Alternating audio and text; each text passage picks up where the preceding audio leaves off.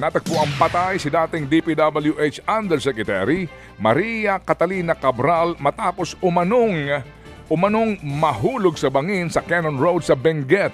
Sa paunang investigasyon, ibinabaybay daw po ni Cabral at ang kanyang driver na si Cardo Hernandez ang Cannon Road bandang alas 3 ng hapon kahapon.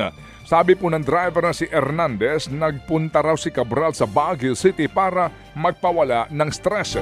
Pero nakiusap daw si Cabral na siya ibaba ng driver sa gilid ng kalsada at nagpaiwan muna. Makalipas daw ang 2 oras ay bumalik ang driver ni Cabral pero hindi rin niya ito makita na ngayon ang kanyang amo. Wala din daw si Cabral sa hotel kung saan sila nag-check-in.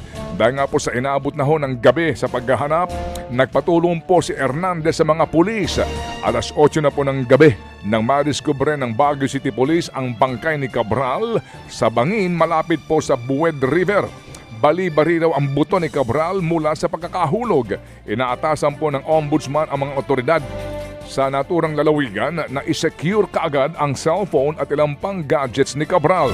Kabilang pa naman si Cabral sa pinakakasuhan ng Independent Commission for Infrastructure, kaugnay pa rin po ng mga ghost flood control projects sa Bulacan. Naiyak na lang po ako. Hindi ko akalain gagawin niya po yun. Tara, sabi niya sa akin, tutulungan niya ako habang buhay. Kaso, ganun po ginawa niya. Hindi ko po alam.